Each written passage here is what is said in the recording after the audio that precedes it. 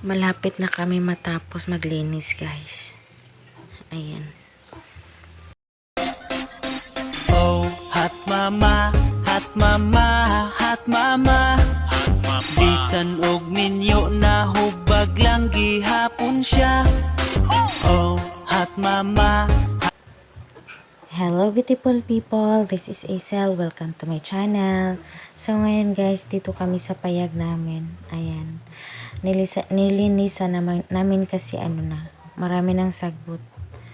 Kaya ayun, matagal din kami hindi nakapunta dito. Kasi pag ako lang hindi ako makapunta kasi may bata. Oo. Kaya ngayon wala kaming ginagawa. Ayan. Sunday pala ngayon, tapos ko pagsimba, sabi na asawa ko, napunta kami dito, bisitahin namin. Kasi siguro marami ng sagbot. Oo.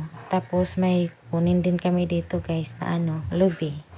Kasi kailangan namin kunin kasi yung laya na ba? Ay, iwan ko kung anong tawag dun sa inyo na na kasi anuhin namin yun, pasanayin namin kasi yun, dwarf kasi kadalasan dito sa amin yung lubi namin hindi dwarf, kaya matataas yung lubi namin, pero dito may isa kami na dwarf na lubi, so kailangan namin siya na kailangan na anuhin namin siya, sanayin namin siya para makaano kami sa namin dun sa sa amin dun sa babaw or kasi malayo lang dito yun sa yung bahay namin, yung bahay namin dito guys. Unang itong payag namin guys, unang namin ng asawa ko, unang lupa na binili namin. Oo. Wow. Tapos yung pangalawa ay yun yung tinitirhan namin kasi may na sa pabili namin, may bahay na, pero okay lang, bahay na pinaayos lang namin kasi hindi naman yun masyadong bongga yung bahay, pero okay na lang yung na bahay na siya, pero lang, hindi lang na anuhin ng ulan.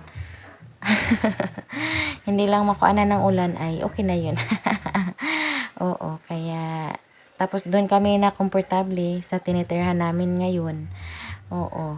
Kaya ayun, naiwan namin to. Oo.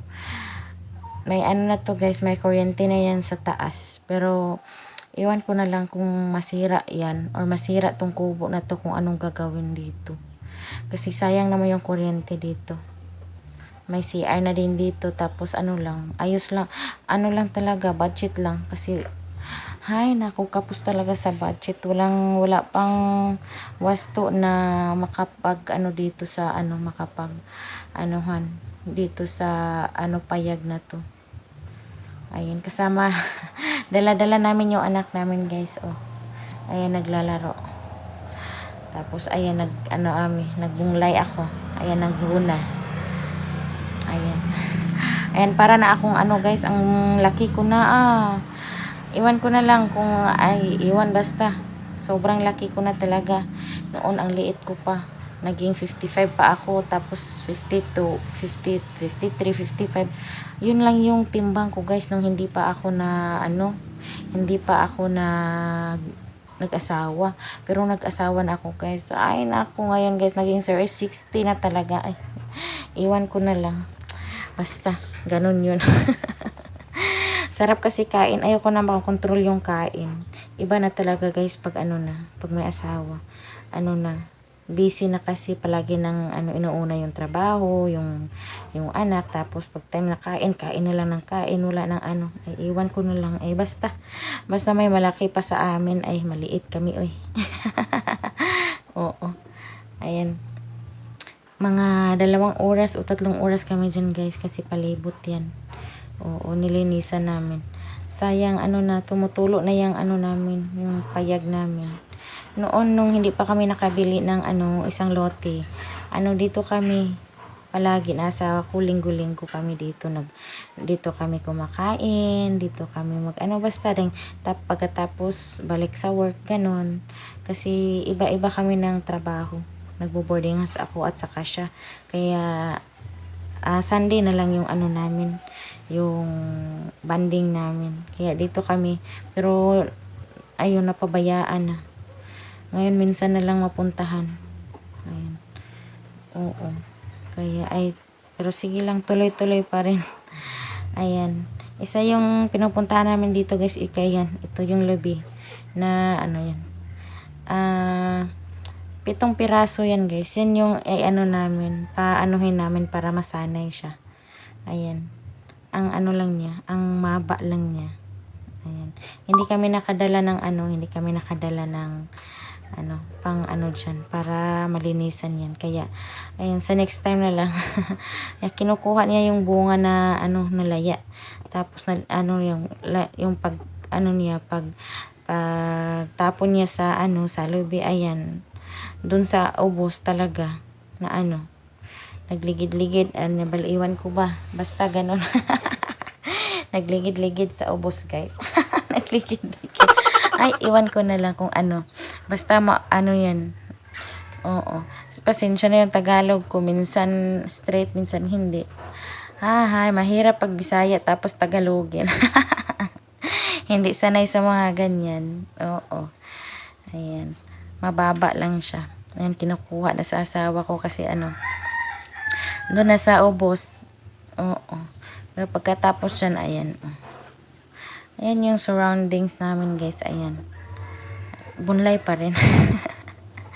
Ayan, malapit na yan matapos magbunlay. Pero pag yan, ulan-ulan din yan, guys. Pero sabi ko lang sa anak ko, sige, pag muulan, dyan ka lang sa ilalim ng payag or kubo, kasi kami tatapusin namin tungan kasi minsan lang kasi kami makabisit dito. Oo, yan yung marami naman kapitbahay dito, guys, pero iwan ko na lang kung kailan ito magawa namin kasi yung budget, hirap sa budget. Ayan yung anak ko. Hindi kasi niya alam na may camera, kaya kahit lang siya, nangunguha siya ng shells kasi maraming shells dyan. Tapos inaano niya, kinakount niya, tapos nilalaro niya yung shells. Ayan, inaanuhan ko lang naman hinahayaan ko na lang para para kung saan siya hindi siya pumunta sa kapitbahay. Kasi doon sa kapitbahay, guys, may isda at may aquarium doon. Gusto niya maglangoy sa mga isda. Oo, kaya hinahayaan ko na kung anong gawin niya.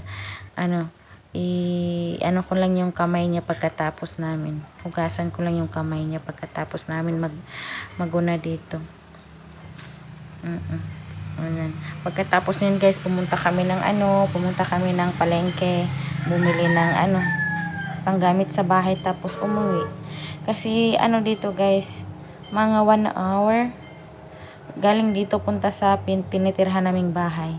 Oo, 1 hour mahigit ang biyahe. Kaya may masyadong malayo. Pero sige lang, carry lang naman. Walang mahirap basta gustuhin puntahan, 'di ba? Oo, tapos ayan, kailangan din kasi yung mga sagbot mataas na. Oo, kaya ayun. Nagmotor lang kasi kami, guys. Motor lang kasi yung namin. Meron. Kaya, ayun. Ayan. Ayan. Tapos, ayan. Malapit na kami matapos maguna, guys. Ayan. Yun na yung part. Dyan na yung part na last part na yun na, pag matapos na dyan, ayan, uuwi na kami. Ayan. Malinis na. Ayan. Okay. Tapos, ayun, hindi kami sa mga sagbot, hindi namin masindihan kasi ulan-ulan, guys.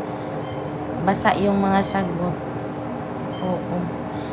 Basa, kaya, ayun. Ayan yung payag, guys, na nasira na talaga. Oo. Wala nang takip yung nasa itaas. Pero okay lang na yan, carry lang yan, guys. Laban lang. Oo. Ayan. So, tapos na kami, guys. Ayan na yung video ko, guys. Thank you for watching. Bye-bye.